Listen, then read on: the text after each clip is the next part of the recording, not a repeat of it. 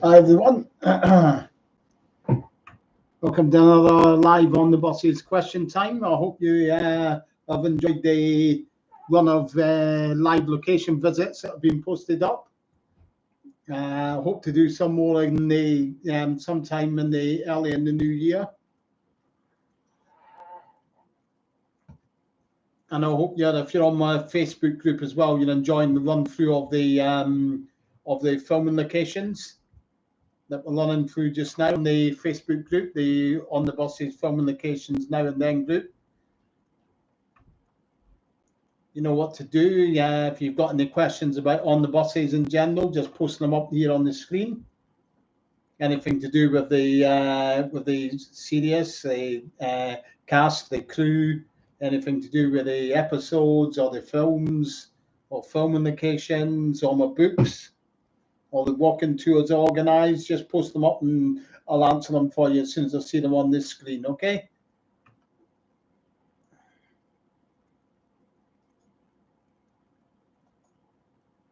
I did have another video that I did intend posting up as a live location visit, but I'll need to think about how I'm going to put that on there. It needs a little bit of editing, so we should say, before I'll be able to put it on there. So I'll have to give it a thought about that one.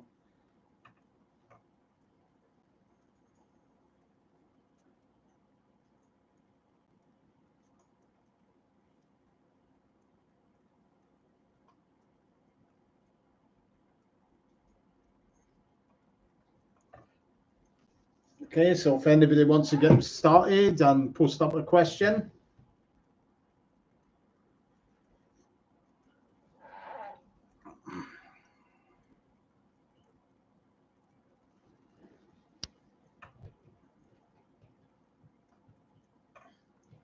Yeah, thanks, Ben. I'm glad you enjoyed them. As I say, I do hope to get out and do some more sometime maybe in the new year, around about winter into springtime. It's all a matter of getting the time and choosing a specific filming location to go to. I normally tend to do the videos around ones where I'm wanting to go and visit an area to take more photographs for more locations, if you see what I mean. So I don't know whether it would be Boreham Wood area again for the spin-off films or whether it would be an area from the TV series.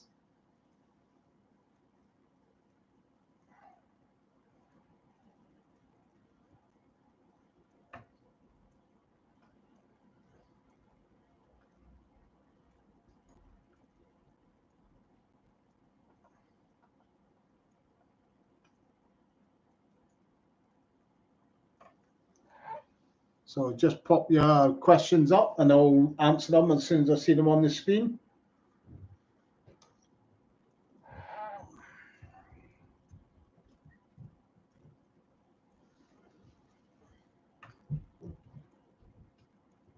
Yeah, it's a bit of a problem getting there to North Wales zone. It definitely means a stay somewhere.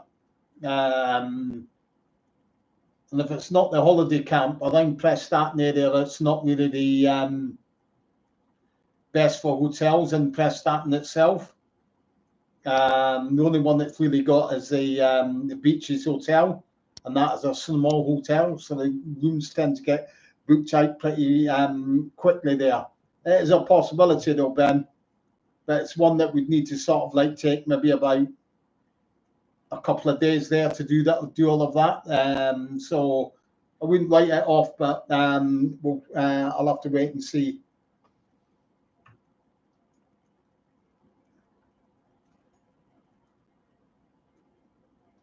It's probably a more costly one to do as well, so costs have to be taken into account there as well, in terms of how much hotel rates and getting down there, transport, getting down there on the trains and all of that.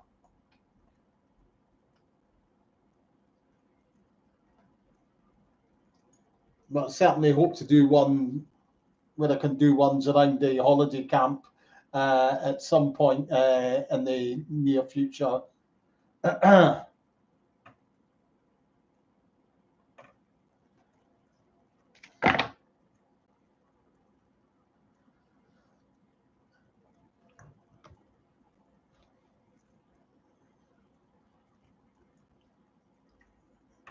So if anyone's got any questions, I'm sure you must have some question you want to know about on the buses. Just post them up, and I'll answer them for you.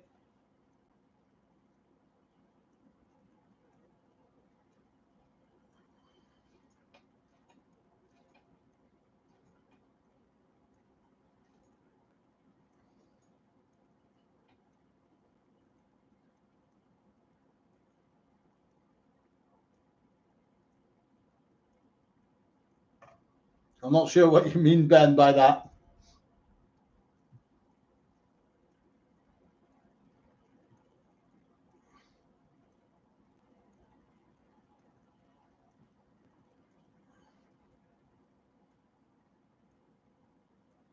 You need to elaborate. I'm not sure what you mean by that last message there.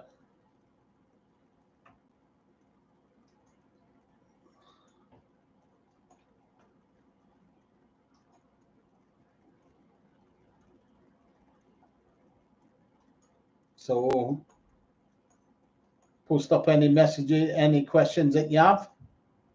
Obviously, that's what it's all about, getting your questions in, finding out more about on the buses. I know somebody on the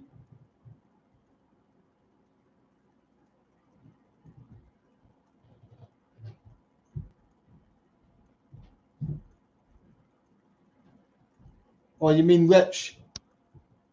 Yeah, but that was for the events. Like obviously, if I went to press that and again, in terms of where it wasn't event related, if you see what I mean, I would need to. It would be probably more than likely on my own. If you see what I mean.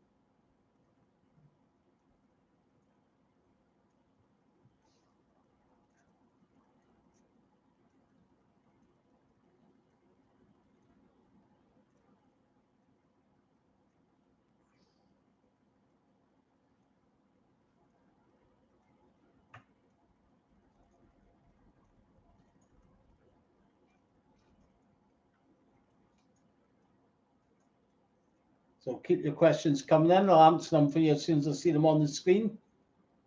Anything to do with the cast, the crew, the production side of things. I know somebody earlier on in my Facebook group was, or was it late last night, was asking about the buses. They asked about one of the particular buses seen in the on the buses film, license plated VNO 866, asking if it was still in existence. Answer to that is no. The only one from the films that is still that was preserved was VNO 857. So none of the other buses from the films actually survive to this day now.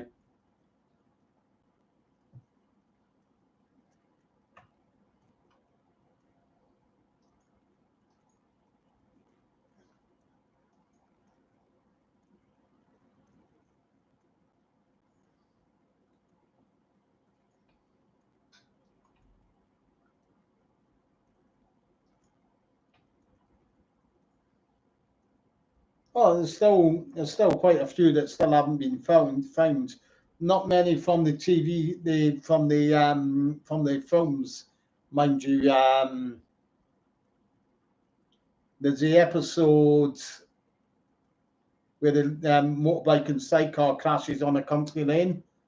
The ones from that episode have not been found yet. I've scoured all over the place for that. That's the one where you see the tire rolling down the country lane, and you see like an old antique finger post road sign saying Loxton 28.5 miles or something like that on it.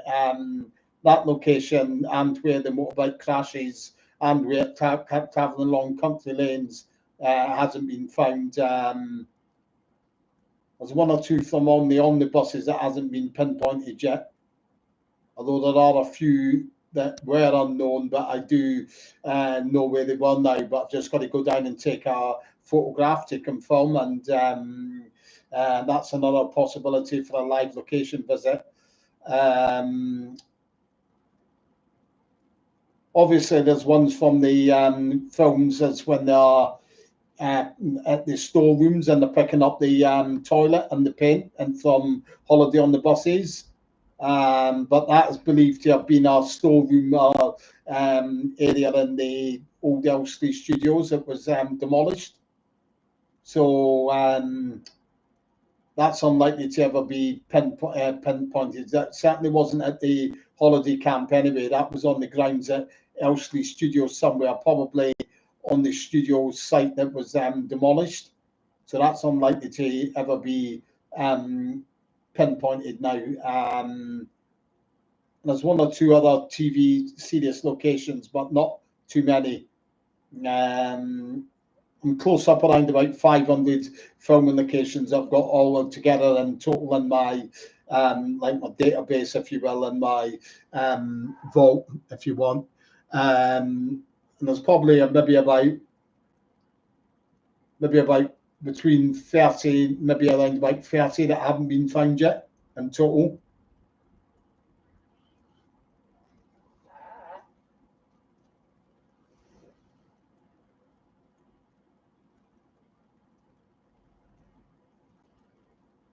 Yeah, that one, Scotty, was filmed in the studios when he's on the telephone to Arthur and Holiday on the Buses. That's an actual admin block at the Elstree Studios. That admin block does still stand there. It's a portion of the studios that actually survived. So that location is still there and largely unchanged as well. So there's a lot that was filmed in the studios that people automatically presume was at their holiday camp because that's what their mind tricks them into believing, but that's not always the case.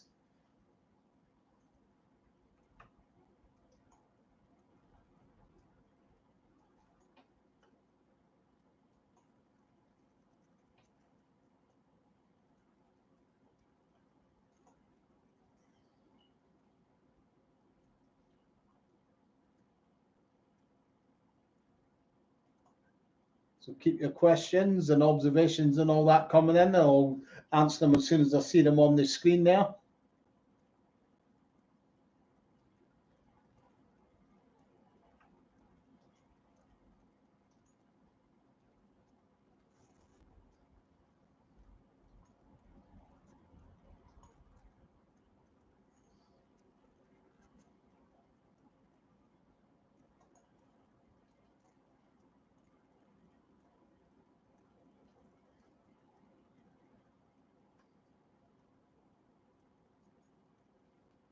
Hi, Anthony.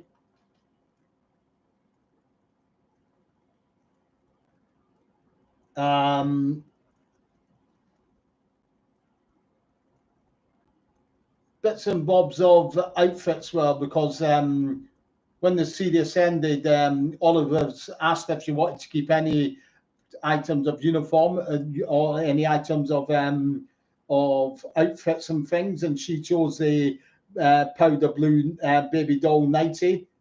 So that definitely survived. Somebody posted up on here.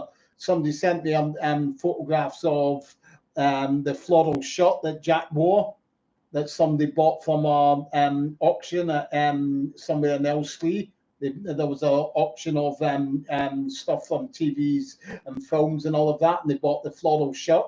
That all looks legitimate. He did send me the photographs through, and they certainly seem to tally up with the legitimate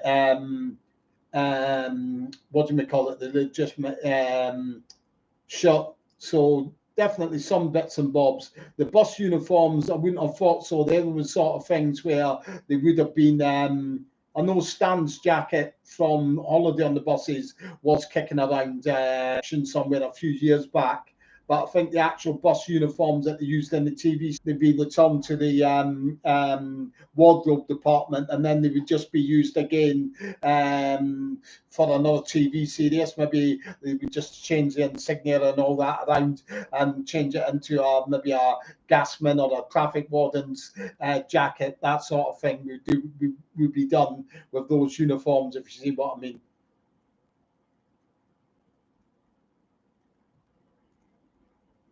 Jane, no, the only connection of Bob's that appeared in episode was his pet cat, which you see in the very last episode.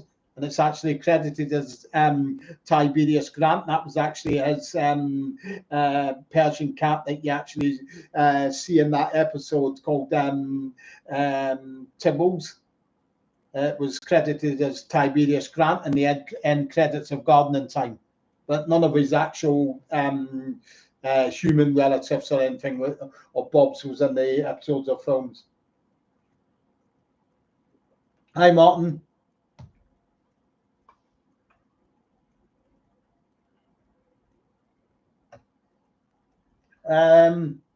It's just a matter of looking around and on the likes of Google Maps and Google Street View and endless tireless hours looking around there. The more that you find and the more that you know what areas they filmed at, the sort of easier it becomes, if you see what I mean.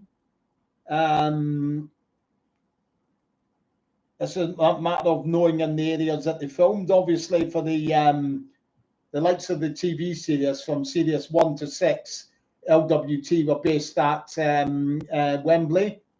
So all the locations in series 1 to 6 would have been around that area, not too far to travel really, and North London. So that gives you that area to sort of look at. There's no point in looking South London and everything like that. So it does limit down areas that you have to crawl through a lot of the times. Series 7, by that time, they had moved to the South Bank studios. So that was like on the South Bank of the Thames. So the locations then became more South London. And you knew only to be looking in South London for locations then.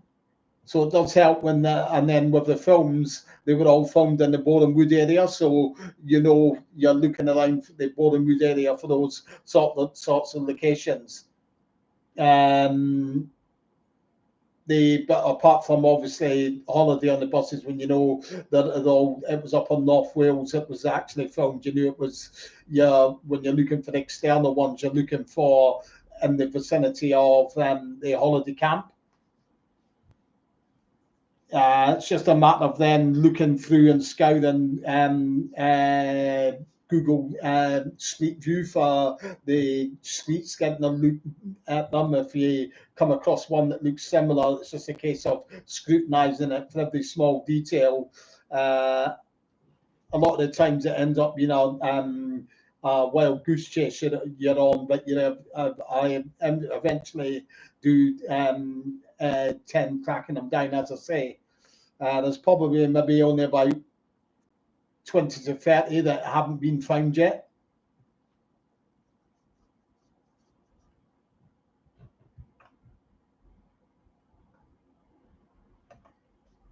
Cheers, fat lad. Glad you enjoyed them. There are the one or two where you do get tips from, if you know what I mean. Somebody will maybe email you. I had one of this is I think when I was actually writing my filming locations book. This book here.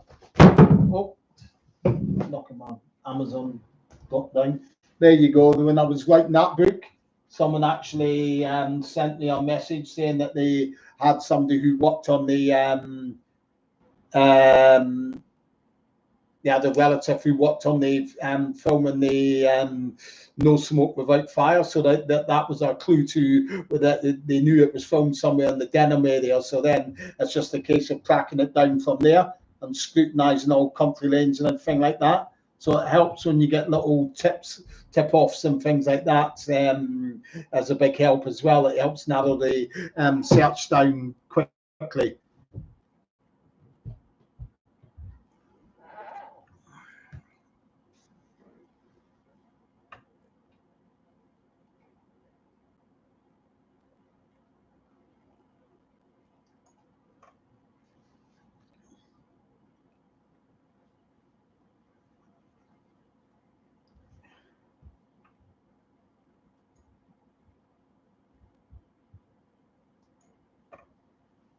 Glad you're enjoying it then, fat lad. Got any questions, just post them up and I'll answer them for you on the screen.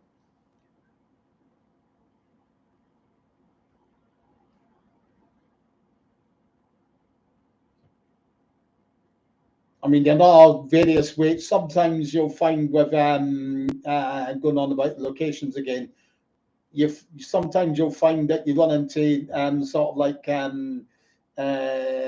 you've got to look for other ways of finding locations, because sometimes you can't find them via Google Maps or Street Views, or sometimes where you think it might be, sometimes you'll find that Google Street View doesn't go down there to allow you to have a look at a certain street or something like that.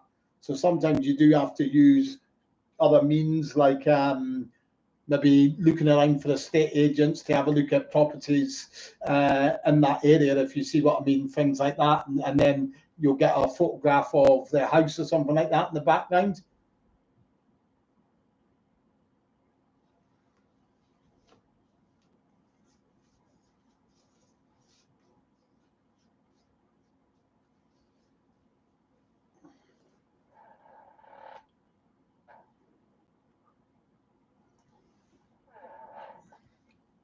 So just keep your questions coming in.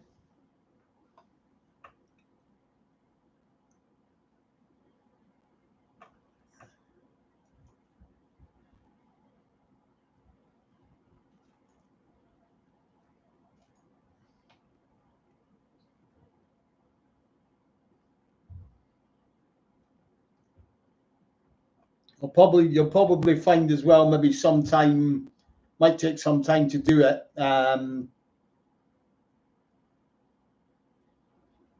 house was up on the hillside of the Clwydian Hills that run along sort of like the back of Prestatyn. It was up there in the hill, on the hillside. Don't want to give you the exact street name, because the actual owner of the house is a little bit, she doesn't want sort of like put out in the public place, if you see what I mean. But that was actually in Prestatyn, that house was.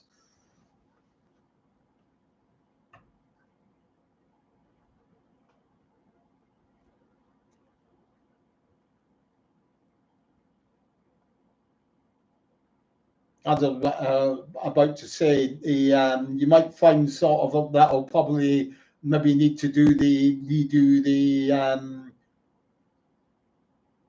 the filming locations for maybe Mutiny on the Buses and On the Buses films again, because since I put them up onto the channel, I've found a lot more filming locations from those films, so there's more to add into them.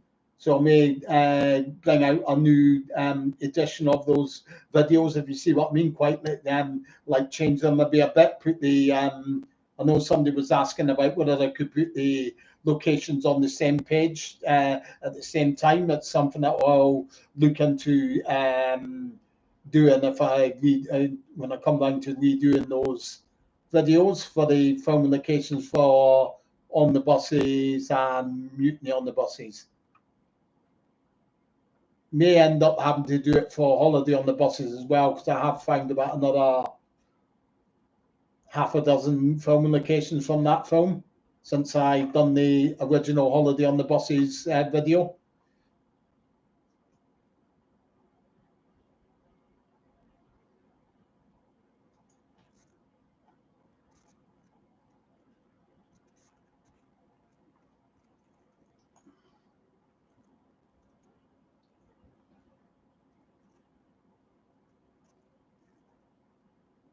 So just keep your questions coming in, and I'll answer them as soon as I see them on the screen.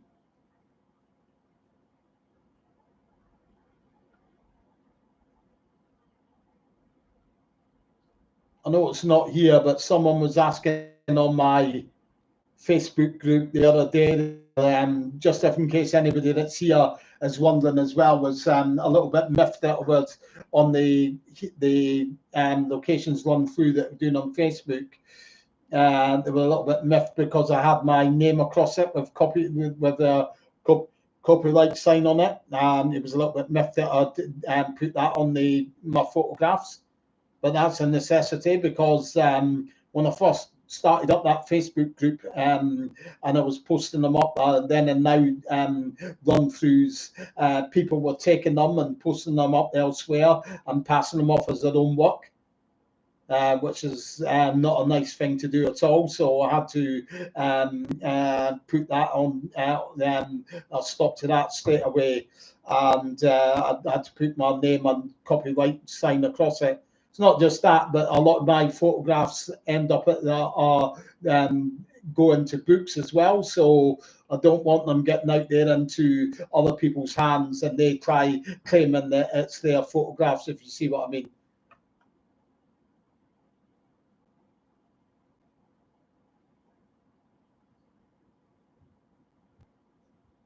Well, there's nothing really new to add. I mean, they never went and got an interview from Anna Karen.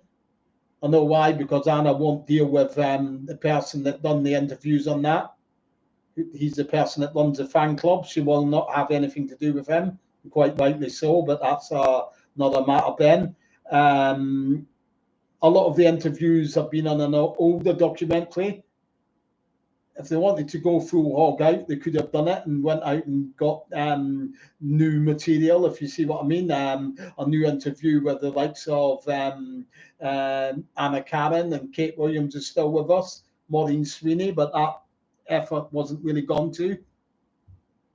I know people will say they only want the stars of it and all of that in there, but there you go. I mean, they never contacted me. I could have given them a heck of a lot of filming locations. I could have covered and all of that, but I suppose that would be the down point there, because I would not have been able, I wouldn't have worked on it on the policy of the person who runs the fan club's working on it. We've got major issues there, so I don't think that would have really been a possibility anyway.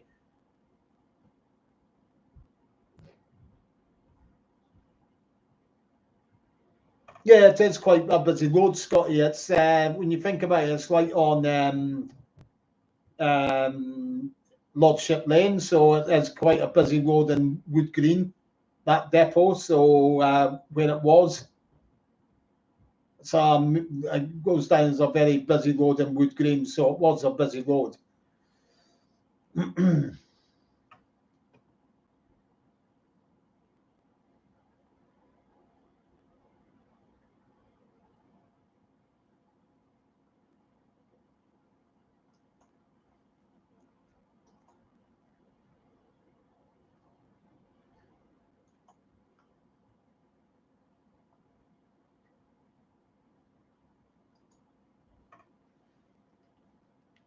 So if you want to keep your messages coming in.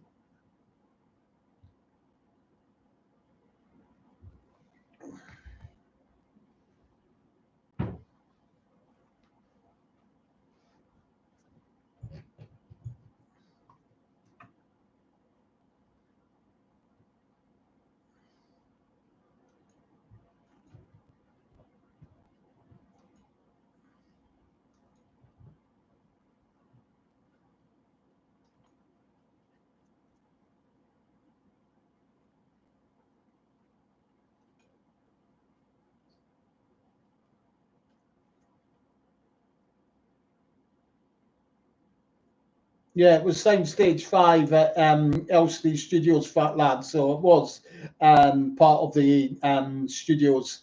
It was part of the studios. Sadly, that was demolished in the mid to late 1980s.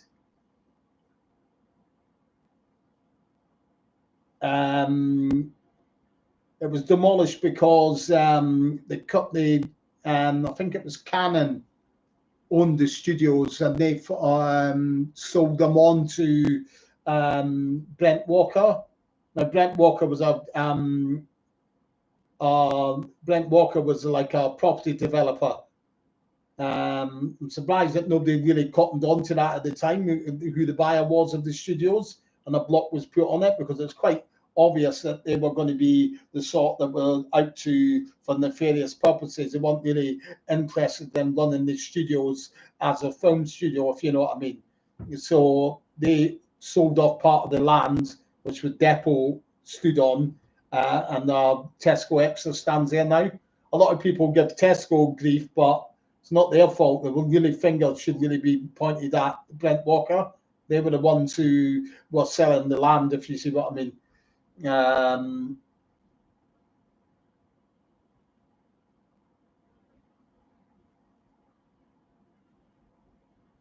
My favourite film is the first one, the On the Buses.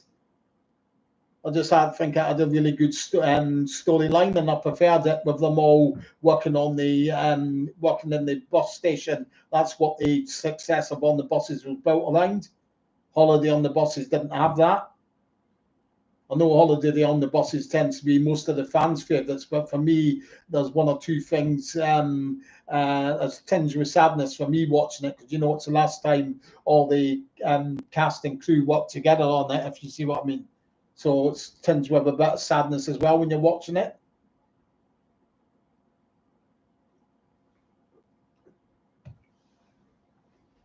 Well, if you look closely, Jane, you can really see that there are sort of outtakes there within the episodes, because a lot of the times in On the Buses, there was things left in that would have been outtakes, if you know what I mean. If you look at one of the episodes, I think it's Christmas Duty, when he's got the remote control bus on the table. If you look, he's got the little control pad for it, and if you look at Reg when he's operating it, the lever flies off on it. Now that obviously wasn't meant to happen, but they just carry on filming. He gets up and puts it back in again and start using it again.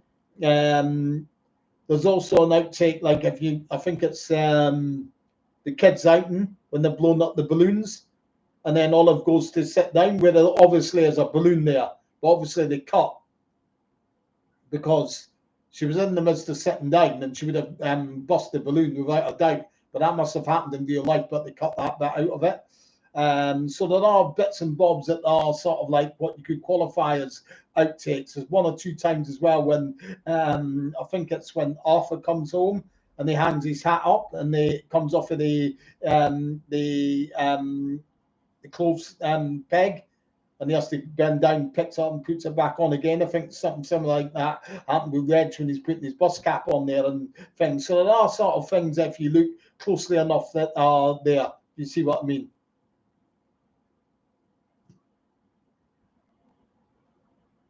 The way to look at it is, Ben, look at it this way. I mean, she couldn't have been all that bad because the On the Buses was only going to run for that series. That was it.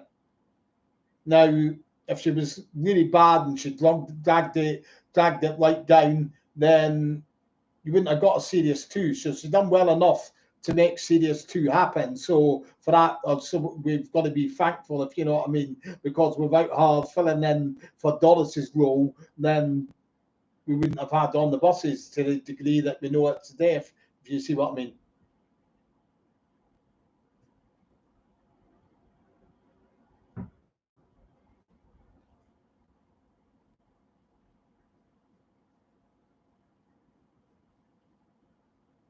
It's not the best. For me, my favourite sitcoms all tend to be ones with a big, strong cast. Don't think The What doesn't have that. It's only got Blakey as a really funny character in it. Or you've got Pat Coombs, but that's it basically. There's nobody else, and they're not strong enough to haul it through and make it really funny. And it's a bit of a mundane storyline set in Spain, just in a pottering around a flat and all of that. There's no real sort of like banter with anybody else. Like in On the Buses, you had the banter with Stan and Jack and all of that. So it's not really, for me, it's not the worst sitcom there's ever been, but it's certainly not one that I'll haul out of my DVD collection very often. Should we put it that way?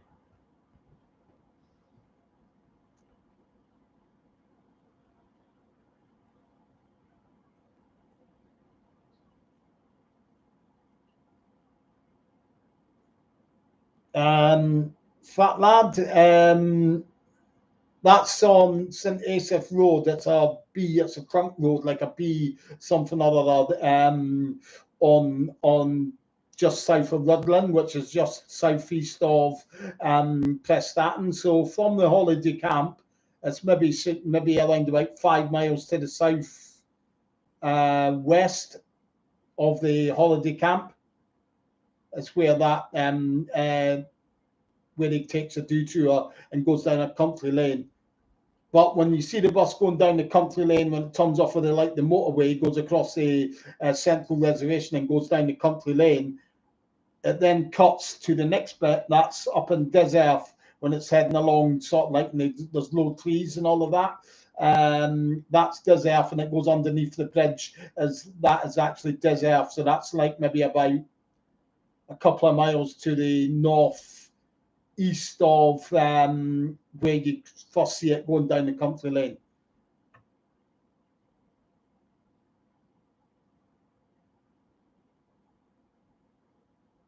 They never got very far, Anthony, with that. I mean, that's a bit of a myth, really. The only people that discussed the fourth on the buses film were the Hammer, they had a Hammer, like Hammer directors and all of that at a boardroom level, but it was never actually put to the writers, Ronnie Wolf and Ronnie Chesney. We know that because Ronnie Wolf and Ronnie Chesney used to attend the events I organised every year, and they said countless times that they were never approached to write a fourth script. So it never got any further from talking about it at boardroom level. And I would say that it probably got knocked back for the simple reason around that time Hammond had a few had a few flops in terms of TV spin-offs that were a bit of a flop, so they probably feared having another one, if you know what I mean. So they decided not to bother going ahead with it. No, I've not seen that one, Ben.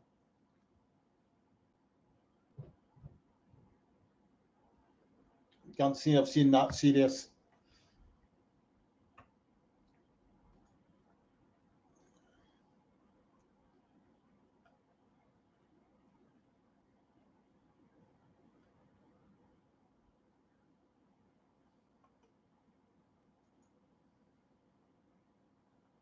So keep your questions coming in, and I'll answer them for you as soon as I see them on the screen.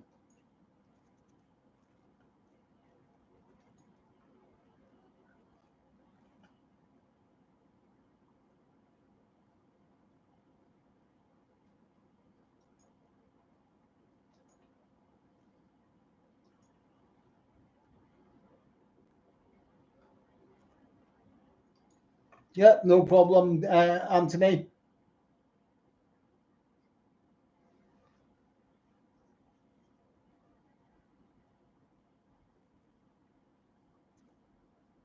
No, Jesse, there's no lost episodes. All the episodes are the only, technically speaking, but it's not an episode. It's a sketch.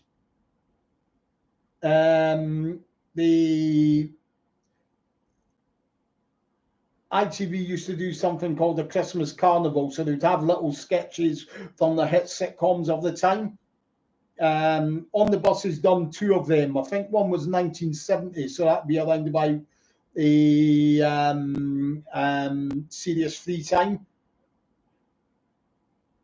That one doesn't exist anymore. So you could call that lost, but it's not exactly an episode. It's like a lost sketch, you could say. But the other one, it's a 1973, I think it was, Christmas Carnival, Comedy Carnival. It's actually on this DVD there. It's just like a Christmas sketch, if you see what I mean. Runs for about 5 minutes, but there's no actual full-blown, full-length episodes, if you see what I mean, Jesse, that are missing or lost. Yeah, there's only one bus from the film series, from the films, that actually survived, and that was the bus that you see Reg predominantly driving in it, which was license plated VNO 857. That's been preserved, and I think it's an owner in might be Derbyshire or something like that that actually has it, and that does the rounds going to bus rallies and such like that. It's back in its original green livery as well, I do believe. But that's the only one from the film series that still survives.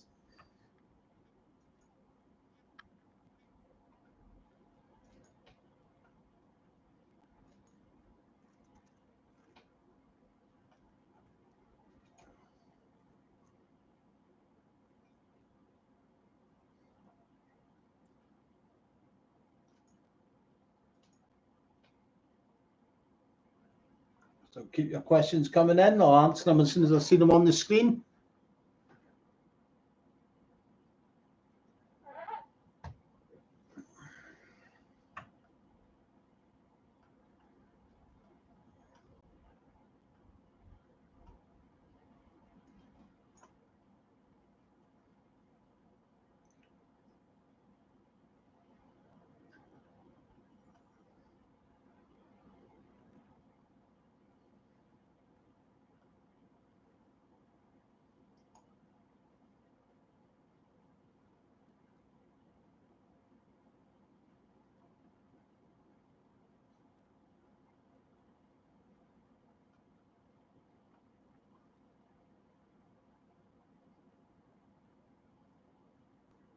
The holiday park was Ponton's Prestat Sands, Fat Lad.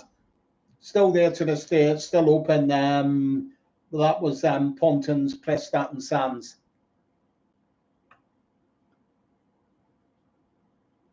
It's called the All-Star Comedy Carnival. It's Network DVD release. So if you go over to Network DVD website, you'll probably find it advertised on there. It's called the All-Star Comedy Carnival. It's got excerpts on there from Love Thy Neighbour, On the Buses, Christmas with Wogan, Nearest and Dearest, 30 Minutes Worth. I take it that's Harry Worth. Says Les with Les Dawson, The Fen Street Gang, Father Dear Father, Man About the House, My Good Woman, Billy Liar, Springer Norton, Doctor in Charge.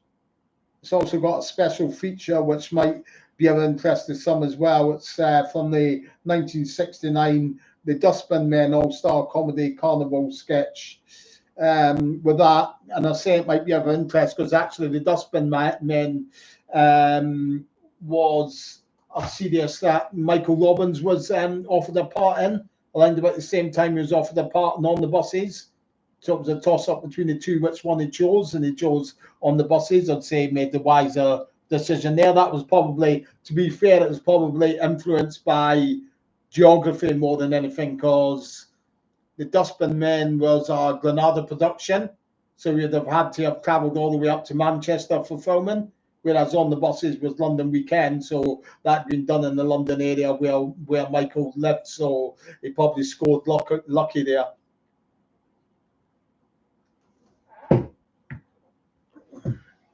No problem, Jane.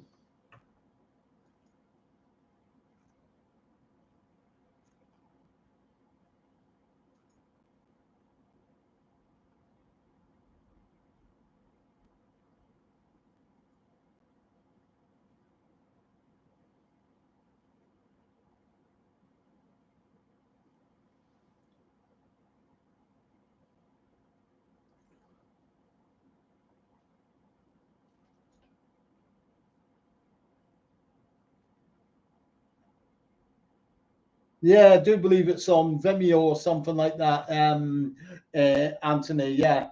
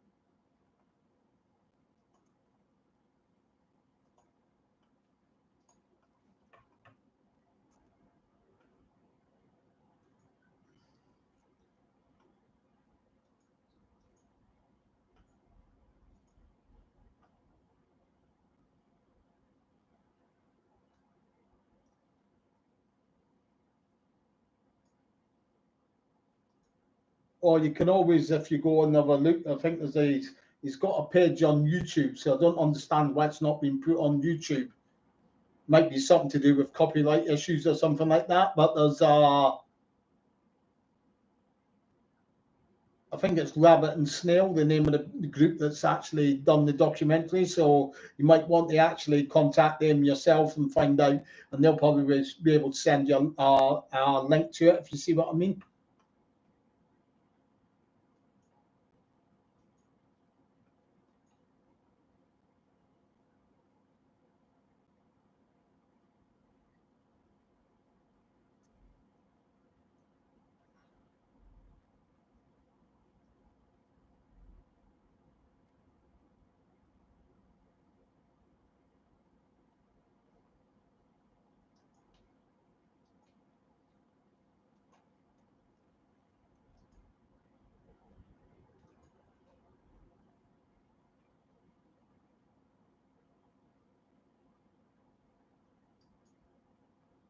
What you've got to understand is, Jesse, we've had this discussion, I think, before on the year about it.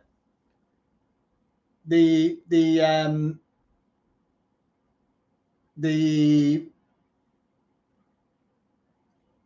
remake, the American version of On the Buses is made for American television. So obviously it's not going to be the same as the British On the Buses, because the brand of humour is totally different. So they're making it to appeal to the American audience, not making it to appeal to um, the American audience who might have a British sense of humour, because there isn't a big enough fan base for that sort of thing. So don't go watching it expecting it to be anything like the British On the Buses, because it isn't, basically. I mean, that's the British On the Buses was all about saucy humour, innuendos, and all of that. And that wasn't really an American. It wasn't really a done thing, if you know. It wasn't really an in thing over in the States. I mean, we just need to look at the simple fact of the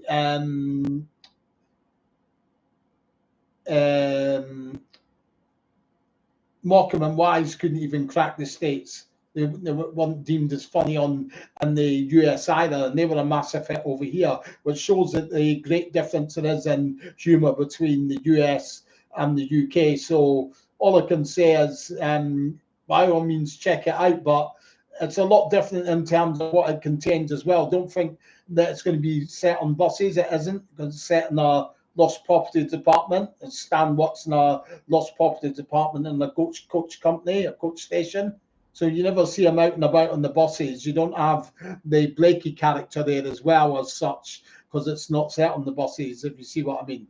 So there's certainly differences along the way there, and that's all done to cater for the American audience.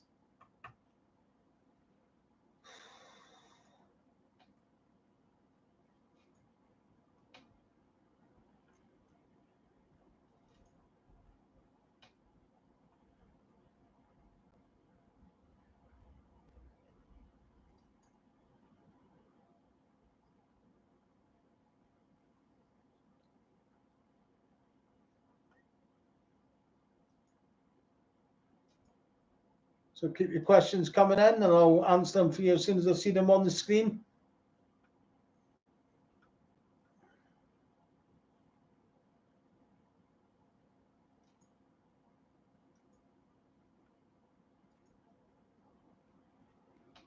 As for you, Tony, about don't drink the water, not a chance in the world. Not a chance in the world. They're not got round to on the buses. They certainly don't drink the water. They'll be much further down the planning stage of it.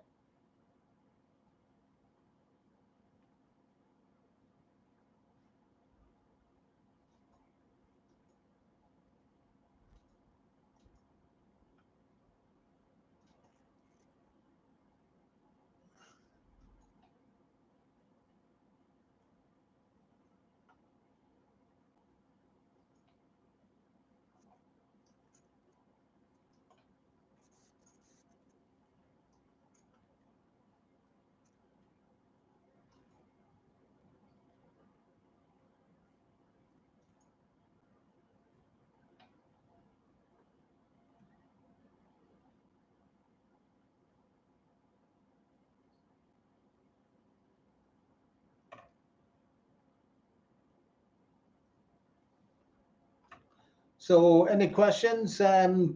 Keep posting them up.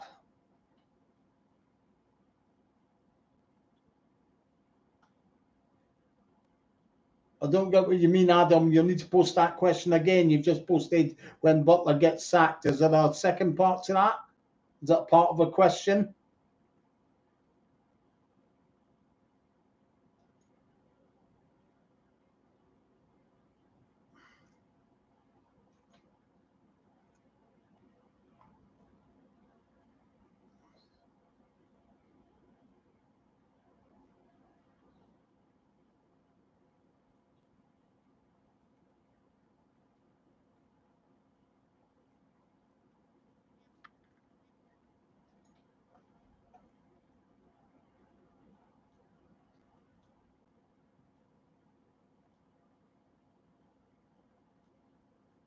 Yeah, hi, Adam. Have you got a question? Just post up a question if you've got one. I don't know what it meant about when Butler gets sacked. Have you have you got a question on when he gets sacked? And is there anything to what you mean when he gets sacked?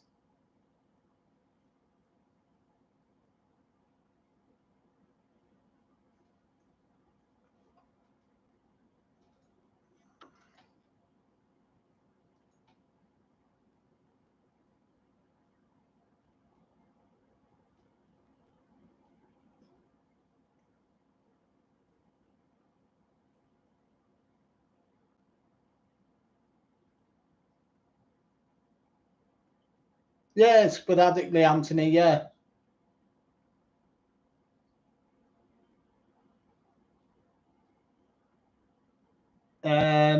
Is basically he worked sort of like he done a series in '75 called Down the Gate. Done a couple of series of that, but he tended to go into semi-retirement. He had more health issues in the early 1980s, where he had more serious heart attack and a series of strokes, and then he sort of went into semi-retirement. He did do sort of like clips on cruise ships and all of that, where he done a one-man stand-up show, but nothing of really any note after that, if you see what I mean.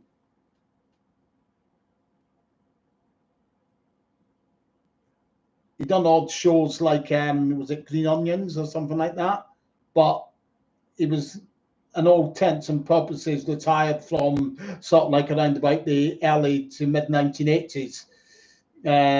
So nah, I didn't do silly things like that, Adam. Nah, that's not my sort of thing. Are they putting the TVs? The films will be on the TV. I'm no doubt about that, fat lad. They'll definitely be on the TV.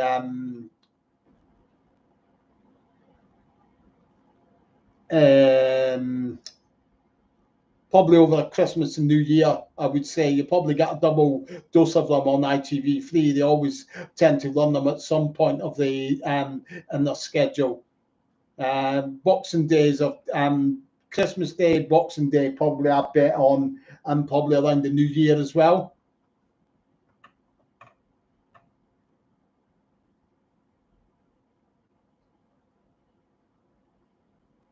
The funding fell through for that. And that was going to be made by STV, Scottish Television, because Brian Izzard worked there as an executive producer. Brian Izzard, of course, produced, directed Holiday on the Buses and Series 7 on the Buses as well.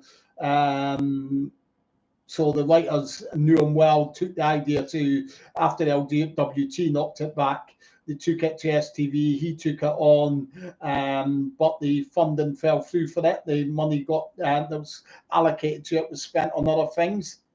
So the funding fell through for that, and that's why it didn't come to pass.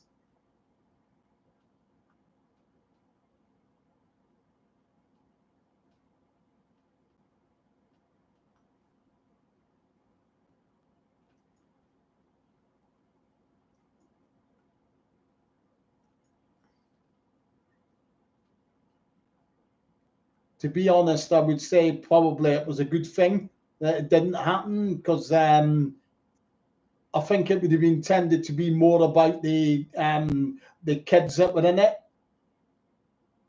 They would have had to have taken on a lot of the lines, because a lot of the cast were really getting on then. Doris was would have been in her 80s by that time, I do think, the late 70s, early 80s. Reg was obviously around the same. He would have been about getting on for late mid 60s, late 60s. So obviously they weren't going to be able to do the same amount of workloads as what they did in the old days of On the Buses.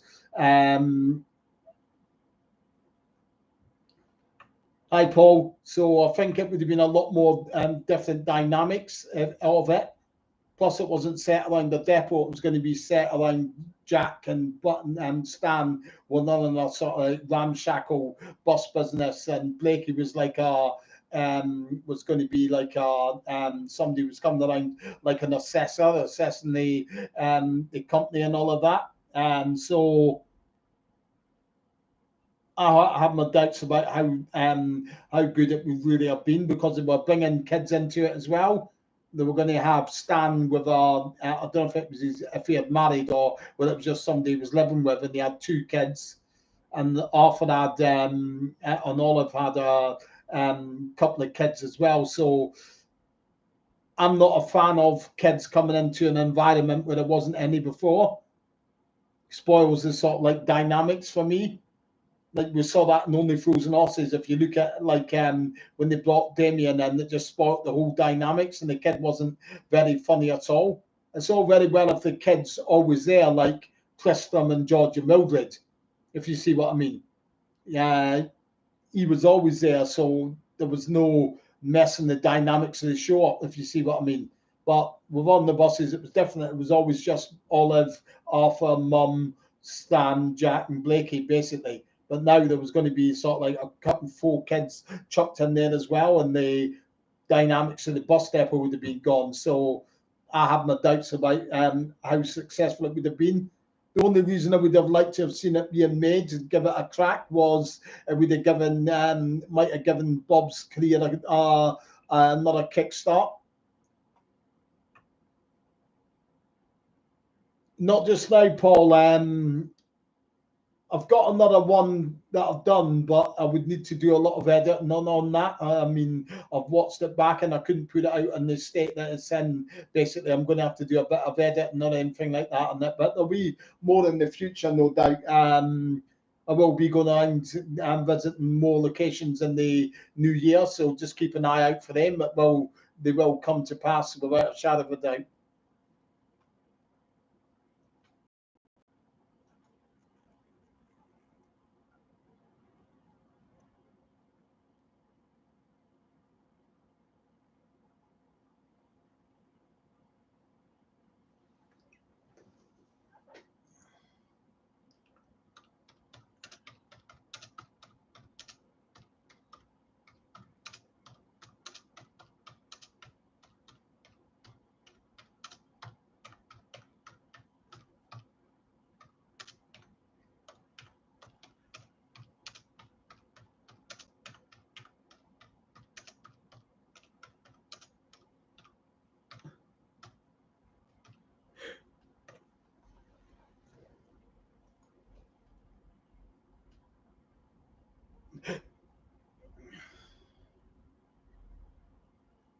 Not sure, Paul, was there?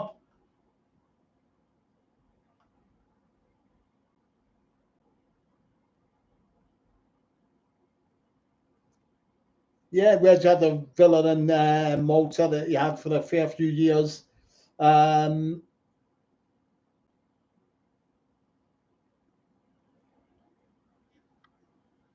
probably came about from, I can remember him as a kid, watching him as a kid, Paul. But obviously, I was far too young to really grasp the nature of a lot of the jokes. And what do we call it? And when it was originally on in its original run, I probably would have been only about 4 or 5, maybe 6 years old on the first run of repeats and all of that. So I was too young to really grasp a lot of the adult nature of the jokes in it. So when it went off the air in the sort of like maybe late 70s. It wasn't repeated again until maybe the 1990s, mid to late 1990s, when our Sky Channel took it up. I think it was Men and Motors or something like that. Granada Men and Motors or something like that. And that's when I've seen it again, and then I began to watch it through adults' eyes. 2006, I started up the first On the Buses forum on the internet. That was the original On the Buses forum. Then that's when I touted the idea of starting up an event. I used to write as a kid at school, never really took it any further than that. But then I think around about 2006, there was talk of On the Buses book coming out. Then I don't know what happened to that. That fell by the wayside. Then people on the forum were saying, "Why don't you write a book? Why don't you write one or something like that?" Which I did. That's how I got into writing the books and organising the events, because I touted the idea of doing an event, because I used to go to carry-on events. I've done a carry-on event, and I thought to myself, could do something like this with On the Buses. So there is that side of things, if you know what I mean. That's how I basically got into it all.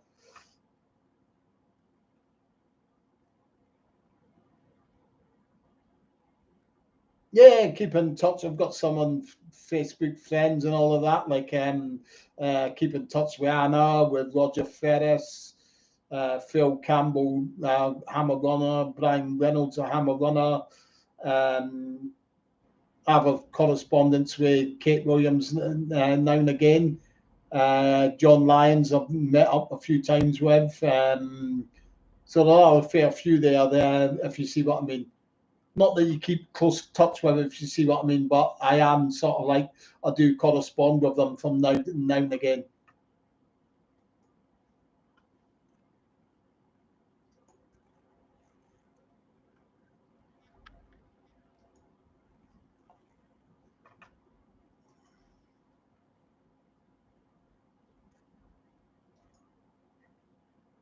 Evening, Scouse Alan.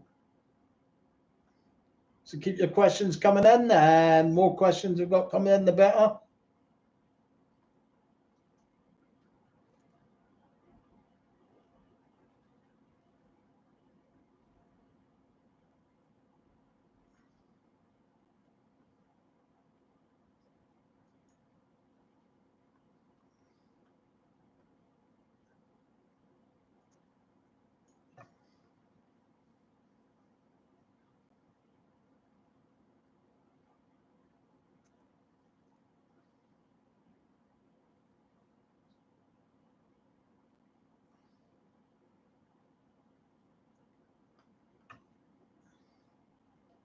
So post your questions up in the chat box, and as soon as I see them, I'll answer them for you. Can be anything to do with the cast, the crew, the films, the TV series, filming locations, the walking tours I do, the books I've written, anything like that.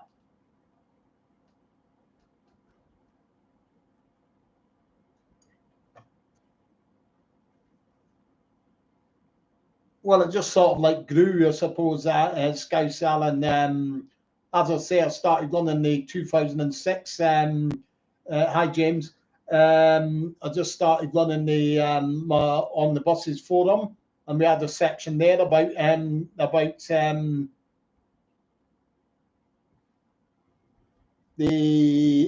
the filming locations there.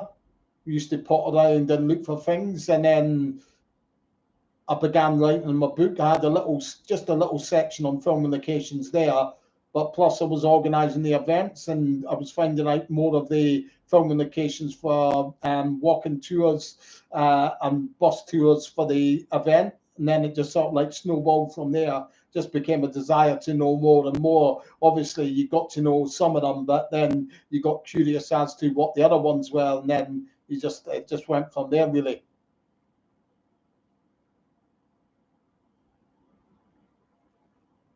Yeah, Paul, there's as I've said before, VNO 857, the bus, and that Reg drives mainly, and the spin-off films. That's been preserved. I think it's somebody in Derbyshire or something like that that owns it, does the rounds and like bus rallies and such like. The bus that you see on the omnibuses, the old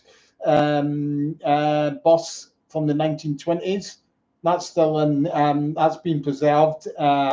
You do see that also in an episode of Upstairs, Downstairs. But that's another one that's preserved. I know for a time it was at the London Transport Museum, but that does the rounds around, I think, various museums up and down the country. There's one from the TV series, 799F, as the end of the license plate. The ANC 799F, I think that's been preserved as well. And I think there's another one that's somewhere in Lille in France that's been preserved. That might be where the 799F bus is, in Lille in France. And I think there's another one somewhere that has supposedly been converted into like a coffee stall or something like that, and somewhere in the States, it's Santa Monica or something like that. But that's it. There's no more than that, sadly.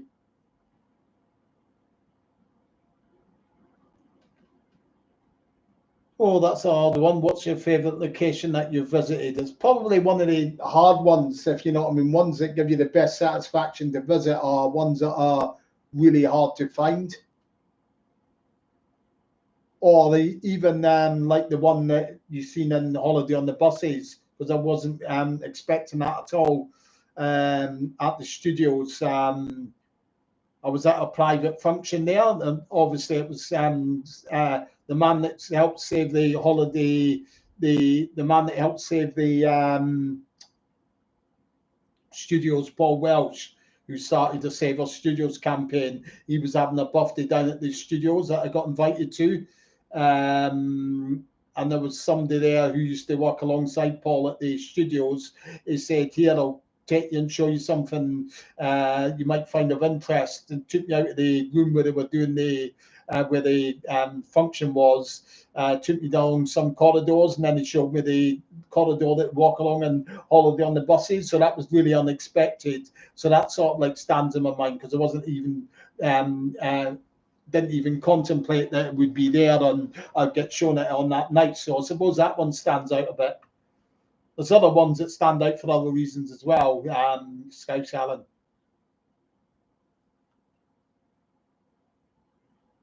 Yeah, the chalets are all done back at the studio, Scotty, most definitely.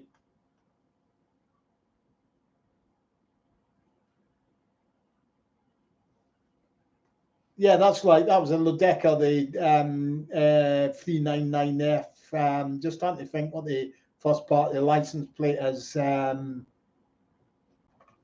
Hold on. It's going to bug me unless I find it.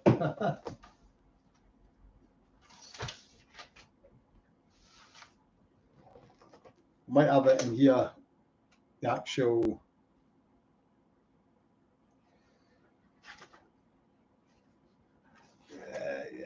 I might have the actual license plate listed in this book, my A to Z.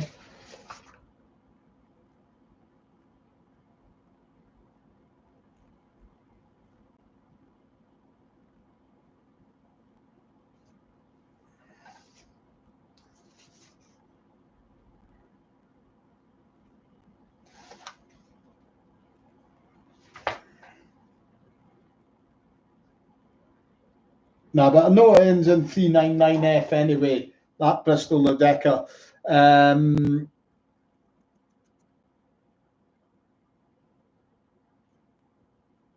Arthur's motorbike would have been scrapped by now. I think it was last road taxed in like 2010 or something like that. So there's no way that it's going to be sat somewhere for 13, 14 years and not be road taxed again, if you see what I mean. That tells me that it's actually been, sadly, that's been scrapped now.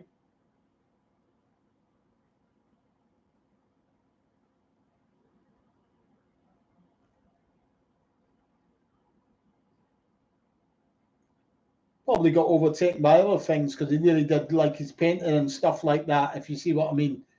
And never got round to doing it for that reason, if you see what I mean. That's what I would say is a good chance of it happening. It takes a lot of thought and time and patience and all that to write a book, so maybe it's just something that he never really got round to, if you see what I mean. Might have been something as well in his later years that he found it harder to remember stuff as well.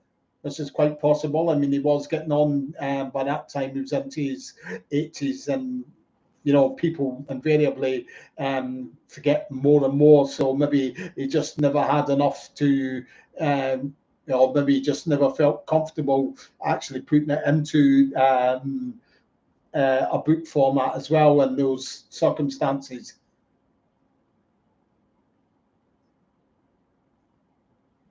No, there's a number of classic sitcoms that I really love that are out there. Like I really love Porridge, for example.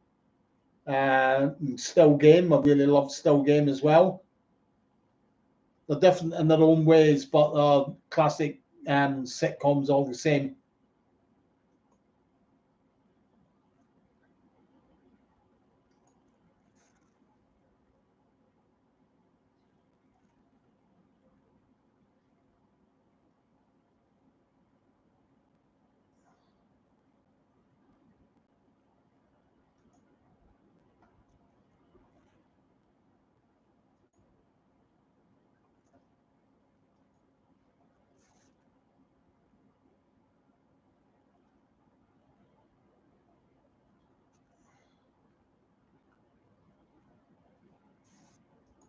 A lot of it, David, to be honest, as I said earlier, somebody asked me this.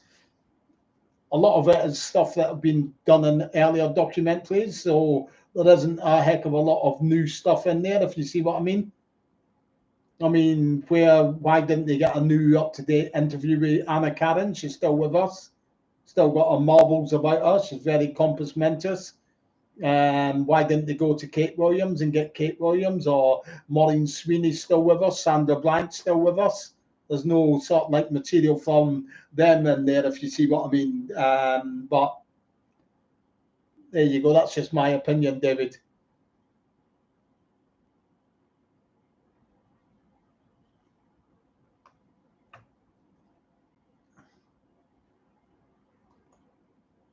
Yeah, there's that side of it, James. Obviously, we're all getting older, if you see what I mean.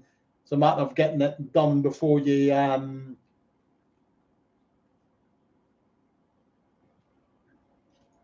lose your faculties, if you see what I mean.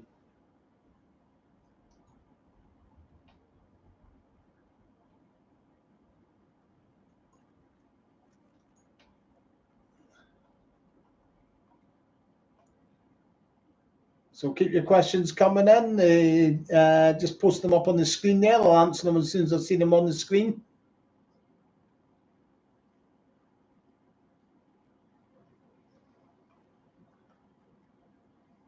And obviously, if you're enjoying it, don't forget to subscribe to the channel as well. If you're not a member, if you're just watching as our guest, just hit the subscribe button, and then anytime I upload any videos and such like, you should get a notification right through of when I've posted something new up. They're all good in their own way, Jesse. If you see what I mean, it's not really fair to sort of like say who the best is. I mean, how do you equate best? I mean, Stan was the star of the show, so you could say that made him the best by default, if you know what I mean. But um, they all had their own traits and they all added to the show. Without Jack and Blakey, Stan wouldn't have been anywhere near as funny. They all needed each other to make it coherent and really funny sitcom, if you see what I mean.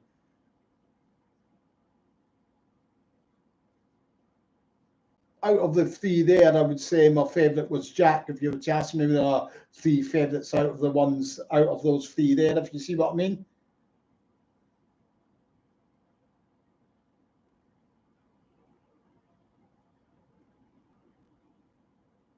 I mean, it was Jack that really drove a lot of the comedy in it. If you think about it,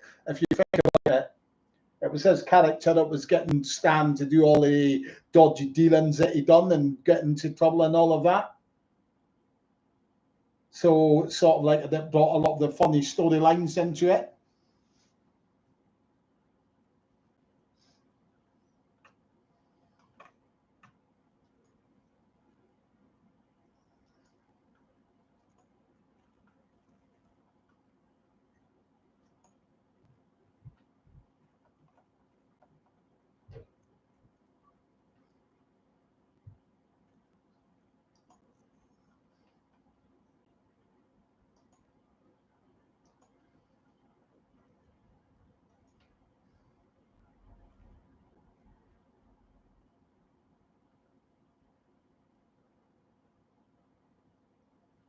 Yeah, I've said before, James, Arthur was my favourite character out of them all, if you see what I mean. But there you go, it's they all added to it, if you see what I mean, the magic of the show.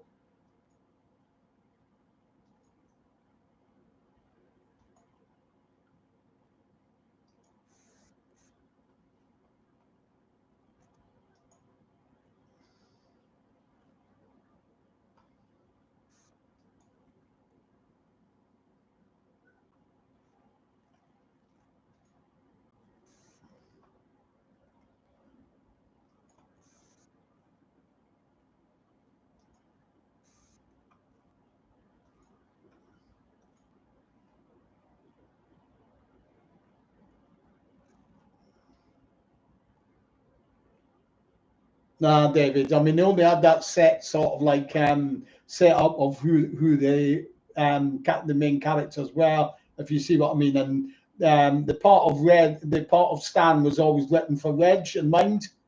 The whole on the buses was written as a vehicle for, pardon the pun, for Reg Varney. I mean, the writers Lonnie Wolf and Ronnie Chesney had worked with Reg on the Rag Trade, and they about 7 or 8 years earlier with the Rag Trade, which was a big success on the BBC. So they wrote it purely with Reg in mind for the part of Stan, if you see what I mean. All the other cast, there wasn't any major. Your major six characters were your major six characters. There weren't any other major characters in there, so they were all earmarked to play those roles, if you see what I mean.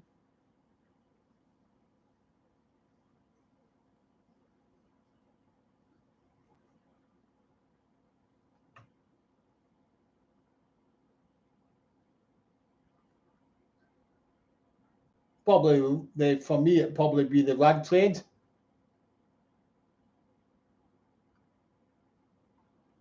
There's not many of them left. A lot of them have been scrubbed, if you see what I mean.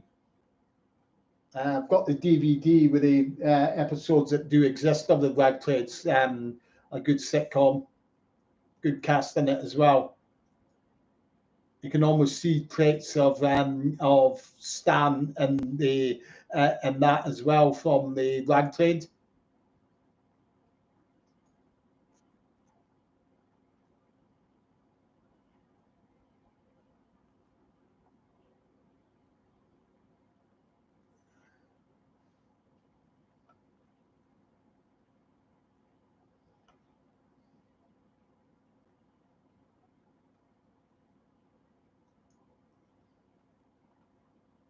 So keep your questions coming in.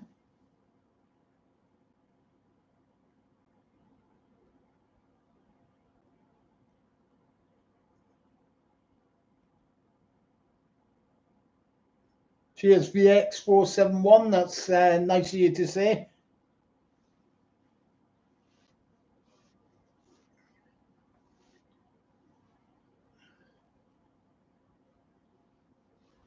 As I say, keep an eye on the channel because I will be doing some more, hopefully at some point in the future, VX471 more live location visits. Where that will be, I'm not too sure. You'll have to just bear with me on that one. I wouldn't mind going down to the Wash Lane one. That is where you see the motorbike going along a country lane and then goes over the humpback bridge. that has changed a heck of a lot. So that's a possibility of one to visit as well, because there's one or two photographs that I need to get down there as well.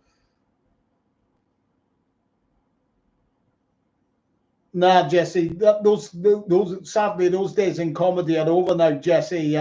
So you won't get another show like on the buses, because it's comedy today is far too PC.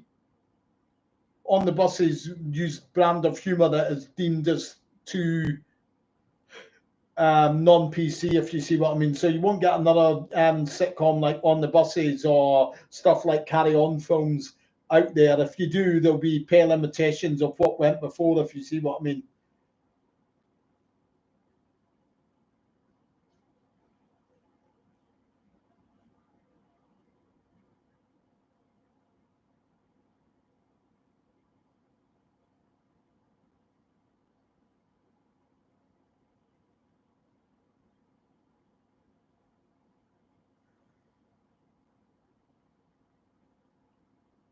A lot of that would have depended on Michael Robbins coming back as well.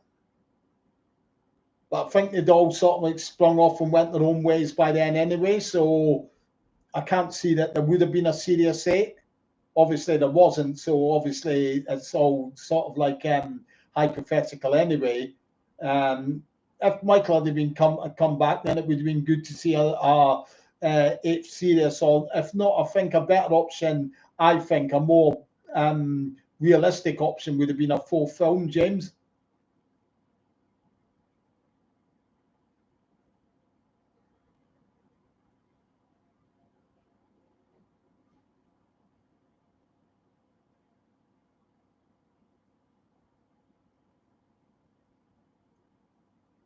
Yeah, that's why with yourself, Luke, what you're saying there about you're brought up by your dad and your family and all that on the comedies that they used to watch. That's how you still get new generations of On the Buses fans coming through, because they're brought up by their parents. They maybe watch it, their parents watching DVDs on the buses and become fans of it by watching it themselves. Whereas other people that are maybe don't have that sort of like close knit, such a close knit relationship where their families maybe don't really take an interest in what their dads and mums used to like, and they go their own way and like the comedy that's about today, like Mrs. Brown's Boys and all that sort of, well, shall I say it, rubbish.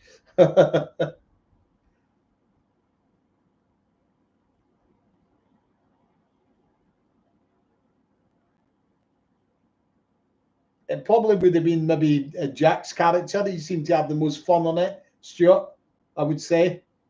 For that question, I'd probably say Jack, because he had the seemed to be the most fun character, if you know what I mean.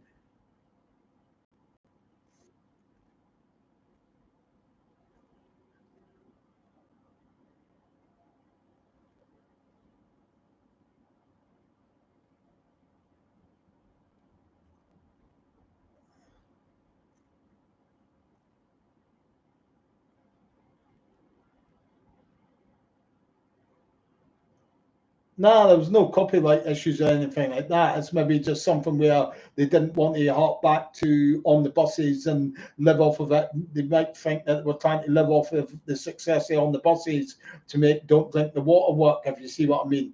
Might have just been a policy like that, and if you see what I mean, David. Hey, Luke Squirrel, nice to see you, Squirrel. Um, nah, nah.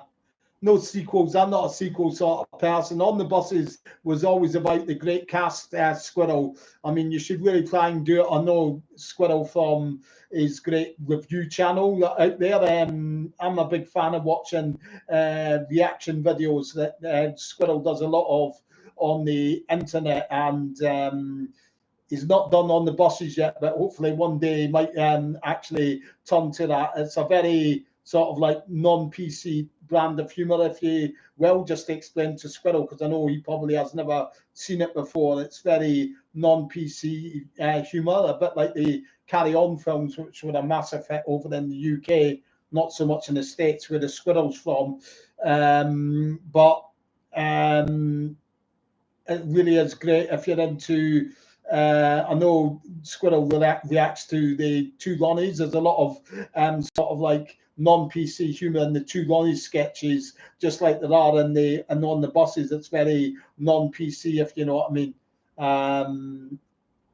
But the writers the writers who have sadly passed away now, obviously, but the events I used to organise that the writers attended, they often said that the strength of on the buses was the cast. The cast was really the driving force of how successful it was. So the cast have all gone now, apart from Olive and Karen. So basically, there's absolutely no chance of any follow-up series, and you couldn't do it with any different actors. On the buses was Reg Varney, Bob Grant, Stephen Lewis, Anna Karen, Michael Robbins, and Doris Hare.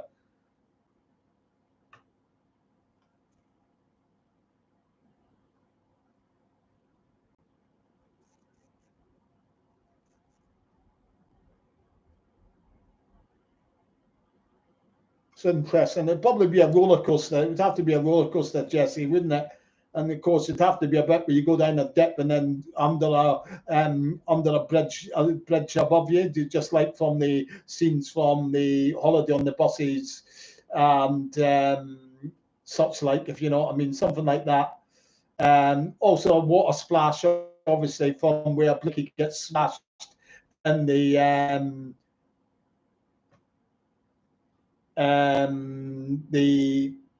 water where Blakey gets splashed by the water in the opening credits of the first two films, if you see what I mean. So that would have to be in it as well, Jesse.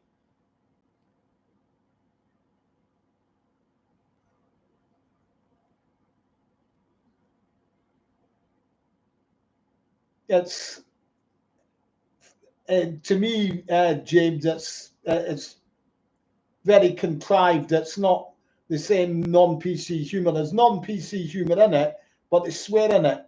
Whereas in the On the Buses and Two Ronnies and all of that, it wasn't. It was like innuendo. It was like hint, nudge, nudge, hint, hint, wink, wink sort of humour. Whereas Mrs. Brown's Boys openly comes out and swears, and everybody's killing themselves laughing, which isn't the humour of it. The humour of this of On the Buses, Two Ronnies, Carry On films, the other comedies that I love from my era, like Porridge, Still Games, another cracker, which is a more up-to-date sitcom, Man About the House, stuff like that. It's all very nudge, nudge, wink, wink sort of thing. Whereas in Mrs. Brown's Boys, they openly come out and say what they're meaning, and there's no fun to that. It's like I always say, you don't need to swear to get a joke, if you see what I mean, if it's done the right way. But Mrs. Brown's Boys, it's totally different mentality, and it's just not funny anyway.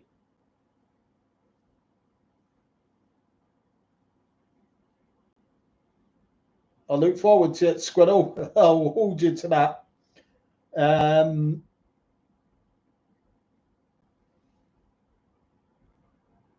I might have seen it at some point, Martin. Yeah, the swearing and Still Game, but it's different. If you see what I mean, the characters are actually funny in Still Game. They're very well written and they're very funny in Still Game. There is a lot of swearing in Still Game, to be honest, but it's not swearing like Mrs. Brown Boys. The acting in that is like wooden as well, Mrs. Brown Boys. Still Game is on a totally different planet from Mrs. Brown's Boys in terms of how well written it is, how funny the characters are, how well sort of like scripted the characters are. You can actually relate to the characters in it. Mrs. Brown's Boys is none of them. There's just so many lines. There's so many lines. Like me being a Scotsman, I can relate to that. A lot of the lines and a lot of the settings of it and all that as well is very relatable. Mrs. Brown's Boys, sorry, I don't relate to any of that. It's embarrassing, I would say, more than anything, Mrs. Brown's Boys. But we'll stop going on about it because I know there might be one or two Mrs. Brown Boys fans here who might be getting a little bit upset about me dissing their show or something like that.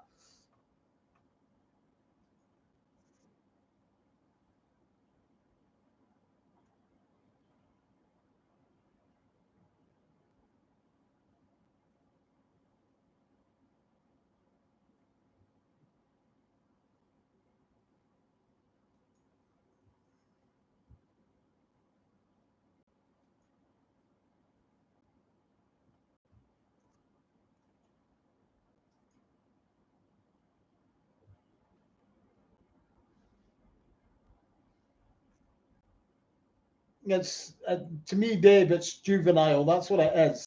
Very juvenile, but aimed at an adult audience. And it's like, nah, it's like an insult on my intelligence, if you know what I mean. But there you go. If you're a fan of it, you're a fan of it. You know what I mean? Everyone's got a different taste, I suppose.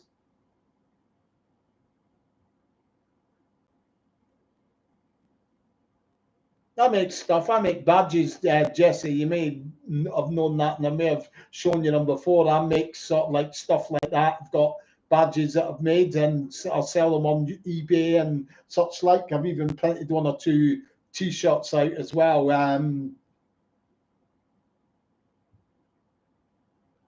There's like printed on the little things, like here things where you shine the light on things and you get an image from the background. Can't really do that because I haven't really got a light to shine on it, but that's like Bob Grant there. If I showed you the effect of the light on it in the background, you get a bit of idea of how it actually looks.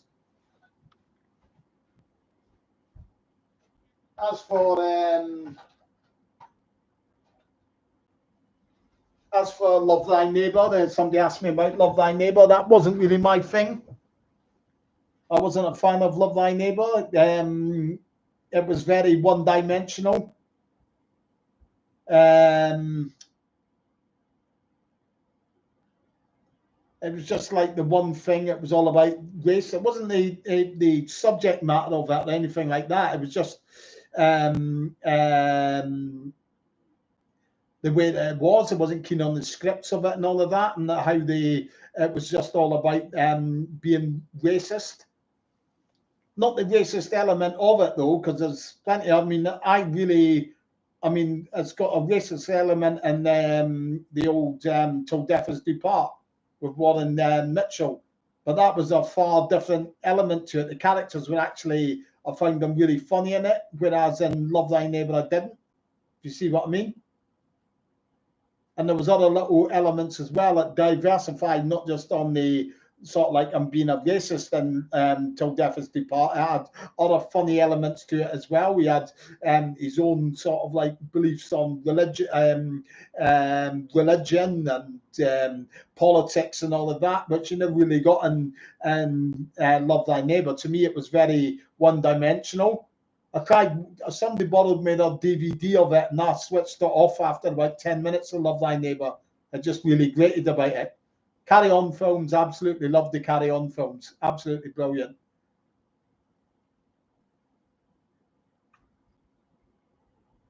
No, I'm just going on what the question is of it, if you know what I mean. That's just what questions come up, Stuart. People are asking me questions about things about other sitcoms, and I come out with the opinions on them.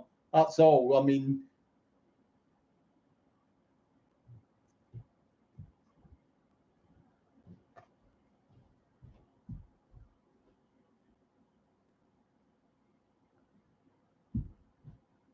it was okay as a one-off episode, but whether they could have done that more, it would have stretched the belief, because how could they have done it, if you see what I mean?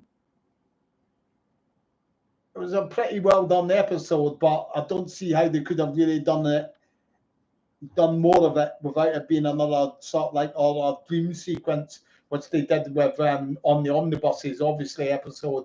So I don't really see how they could have done it more.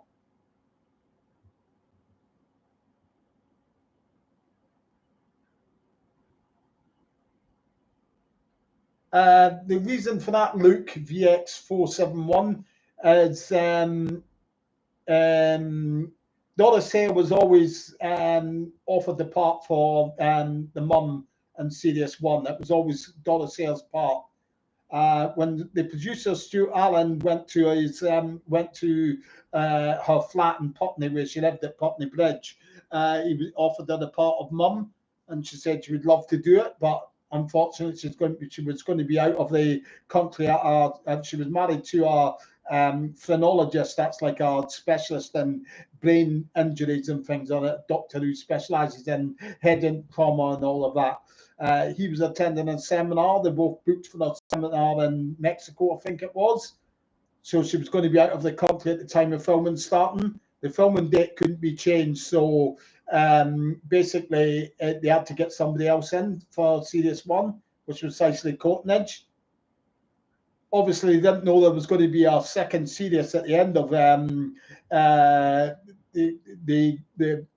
On the Buses was only going to run for the first series, but once it became popular, then LWT London Weekend commissioned our second series, and by that time Doris was back in the country, and she was able to take up the part from there.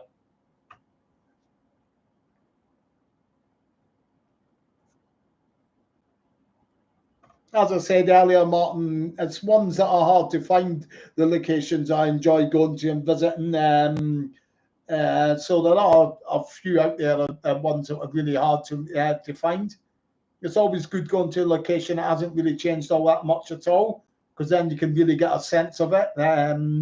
It's almost like stepping back in time. It's maybe not so much fun if the locations changed a heck of a lot. So it'd be ones that don't really change at all. Really, it's good.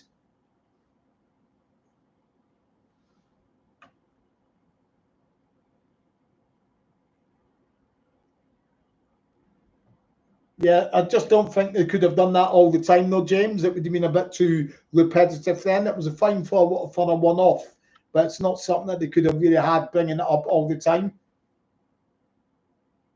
because people were always more interested in what was happening in the here and now, if you see what I mean. Yeah, Kate Williams was in Love Thy Neighbour. Although originally I think it was due to be Gwendolyn Watts that was in Love Thy Neighbour. I think she was the one that was in the pilot episode of Love Thy Neighbour.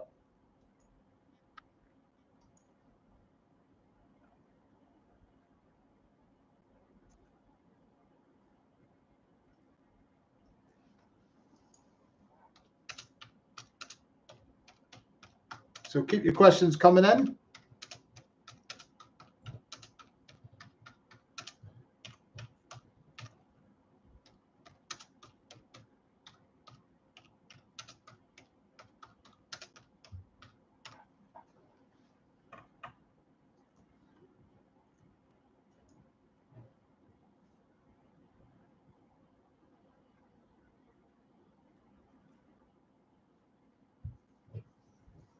Best thing is get the box set, then you've got the whole lot there. You know what I mean? I know on like the ITV3 repeat it still, but it tends to always just be from series 3 onwards. You don't get series 1 and 2.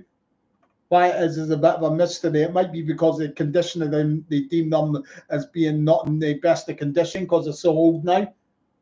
Or it might be that they've sold on the rights to another exclusive rights to another TV company somewhere else in the world, so they don't actually have the rights to screen them. I don't know. It might be something like that.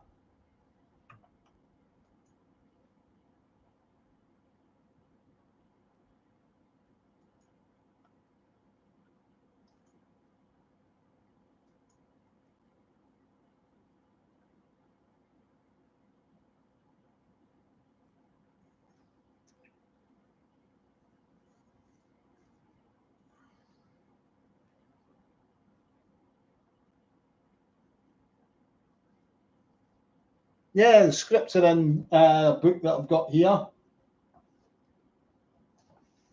Scripts in this book here. Ronnie Wolf being the man, of course, who wrote On the Buses. There's a script that's in the back of it there. It's Back on the Buses, it was going to be called. That's a script there for it. It's in the back of that there. So the scripts were all in place for that. Just didn't come about because it was there was just that script written for that pilot episode, but it never came about because the funding fell through for it.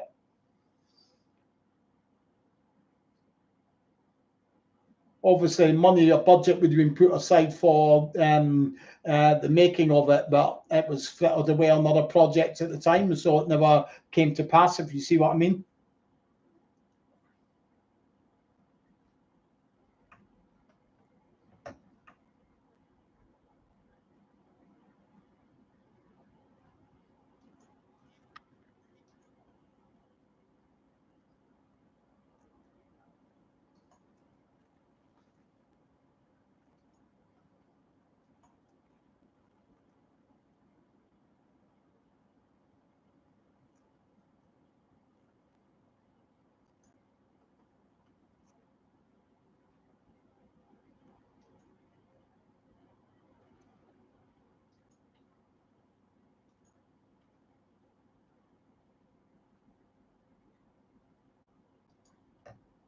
Yeah, no problem. You may be able to look around and find that book somewhere online. I know it's out of print now. It's called Ronnie Wolf, My Life and Memoirs.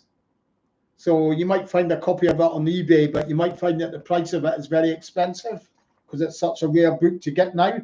He wrote that. I went to the book launch of it. It was launched at the in Piccadilly in London at the Shaw Theatre. I do believe it was, if I remember rightly. It was launched there. And that would be in about maybe 2012, 2013, something like that.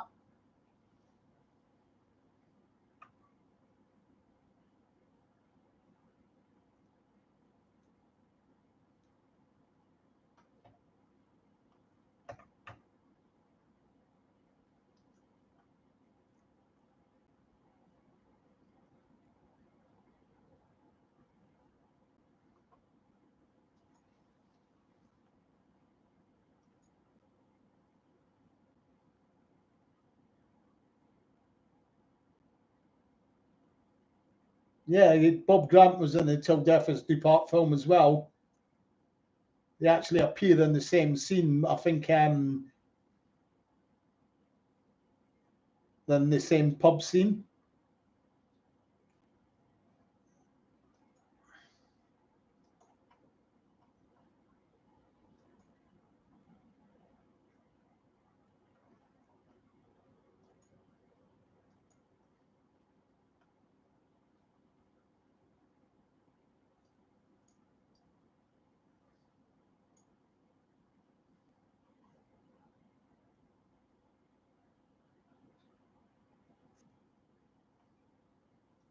I think one of the things as well, when you think about on the buses,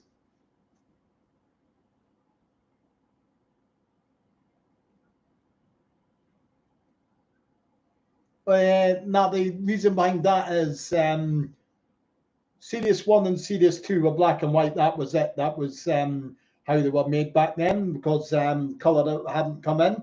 Series 3 went colour. That was the first series that was in colour. And then in Series 4, there was some of the episodes that were black and white before they went back to colour again. That's because there was a colour technician strike. So they were on strike then. So there was they just had to film them in black and white. With the color technicians on strike, they couldn't transform it into color. There's no way of doing it even today. So that's why some of those are in black and white.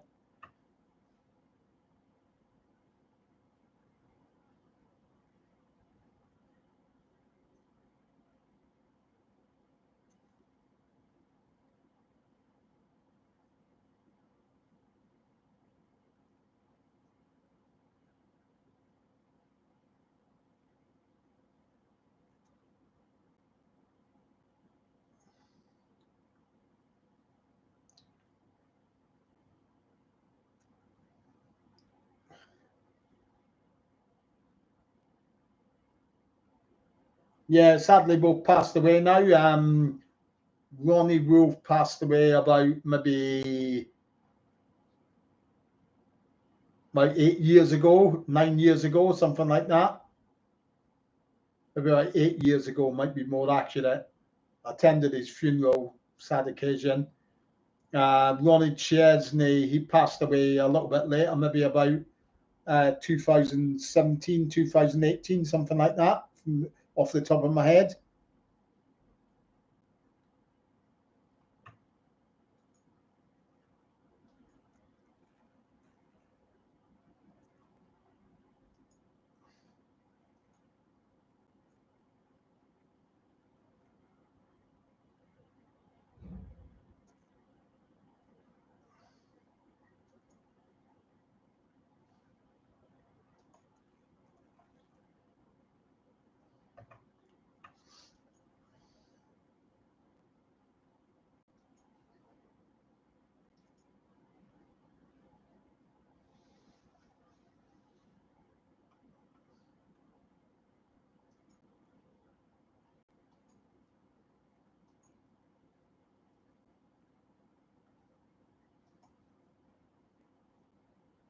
So keep your questions coming in. I'll answer them as soon as I see them on the screen.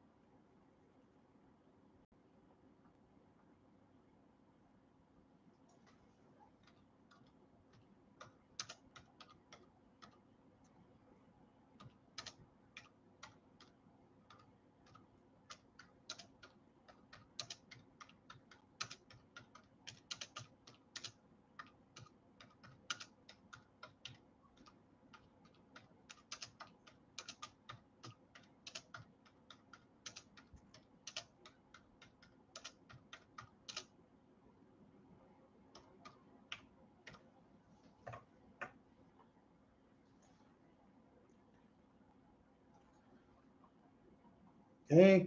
Any questions? Keep the questions coming in. As long as I've got questions coming in, I'm happy to stay online and answer them for you.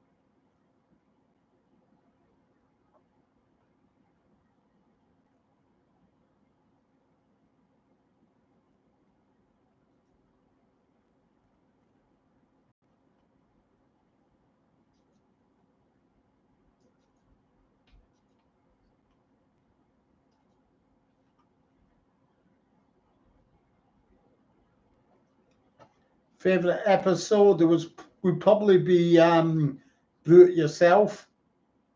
Always springs to mind when I'm asked that question. Just think the breathalyzer scene's really hilarious. It's also got the funny scene as well at the end when Arthur and Oliver drunk, when they've drunk all the Stan's home brew.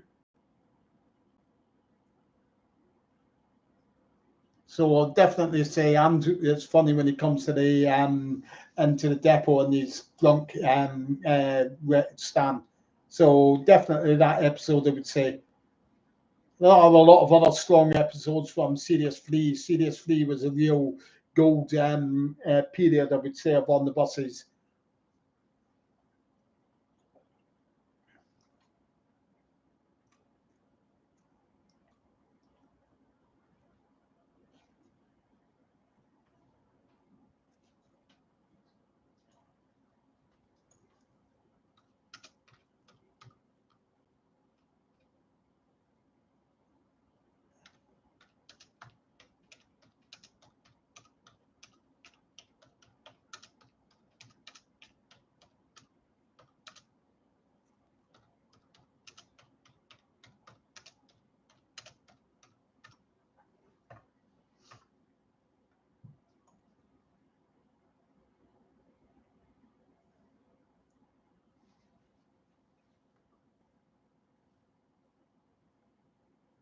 Cheers for popping in, Squirrel. Good to see you here. Yeah, well, Arthur left at the end of Series 6. He was offered a stage role and time and time again. Play written by Alan Ayckbourn in the West End, and Michael Robbins loved his stage work more than anything. So that clashed with the filming of Series 7. So it was one or the other. And they chose the stage show. And Stan left because he was ordered to rest by the doctors. So he either took his rest, he had the options of either filming all of Series 7 and missing Holiday on the Buses, or filming a part of Series 7, then having a rest before doing Holiday on the Buses, which is what he chose. But the doctors told him he had to rest or he'd risk having a fatal heart attack. Reg, don't forget, had the heart attack in 1966. And he had worked basically non-stop since 67. He had worked on Beggar My Neighbor. Then he went on to near enough right into On the Buses. He also done a TV version of Best Pair of Legs in the Business. He also done the 3 spin-off film, the 2 spin-off films, and 6 series of On the Buses over in the space of about 3 years. So you could see Andy done his own TV series as well, the Red Family Review and all of that. So you could see where the burnout was coming from and why the doctors were ordering them to rest or risk a fatal heart attack.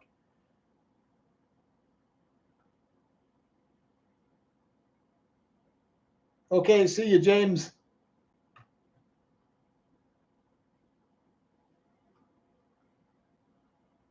Yeah, and Arthur says that's not a beer, that's firewater.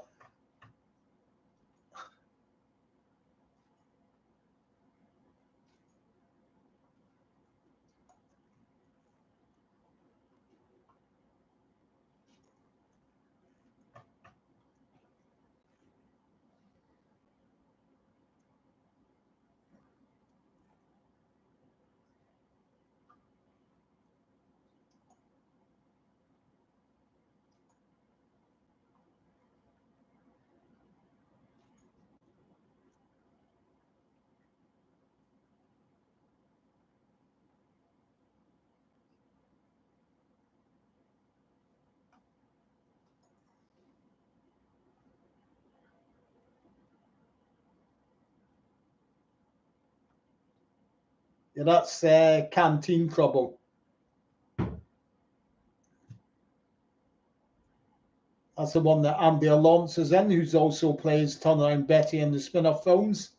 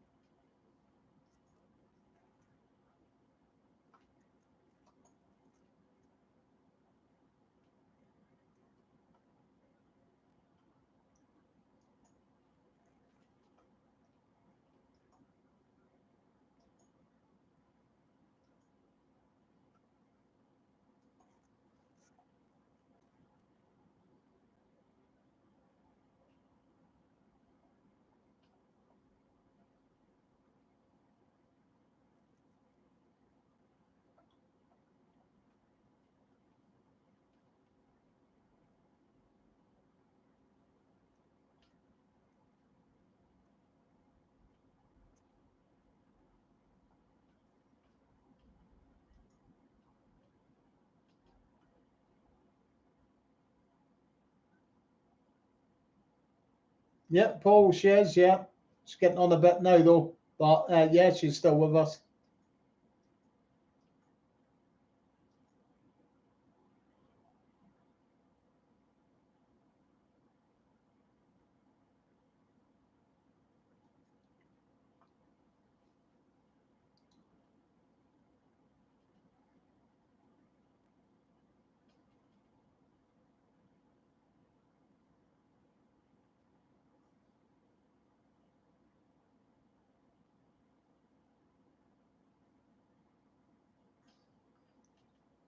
So keep your questions coming in.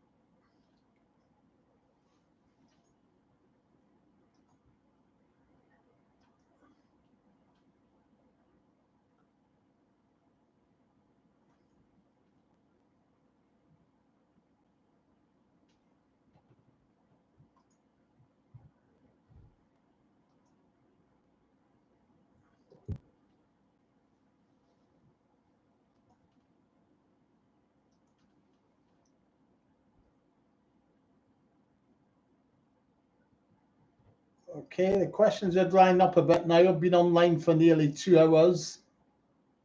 Give it a few more minutes. Getting no more questions coming in. I'll call it a night.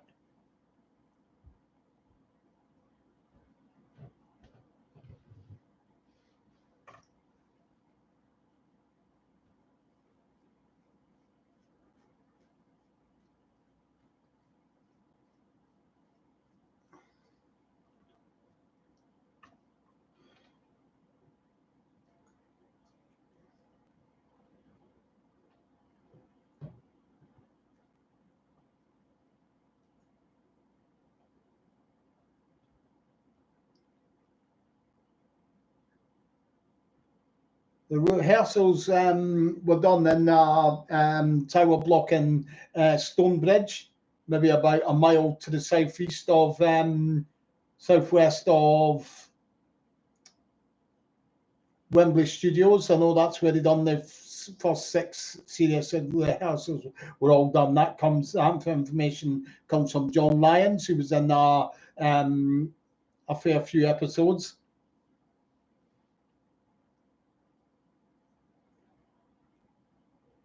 Cheers, VX471. I look forward to seeing you next time. Yeah, Martin. So that's where the rehearsals were done. That was at Stonebridge. There was a tower block there, where they held the rehearsals.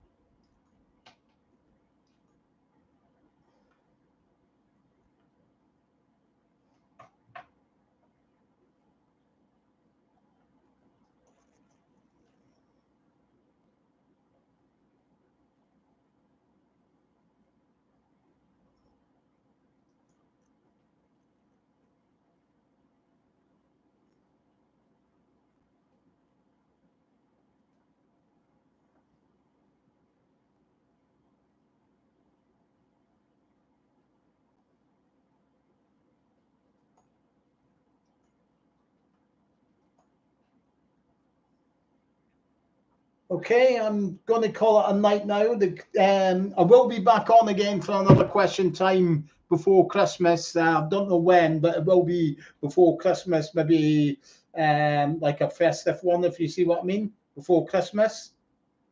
So I hope you've all enjoyed this question time. Thanks for popping in and asking questions.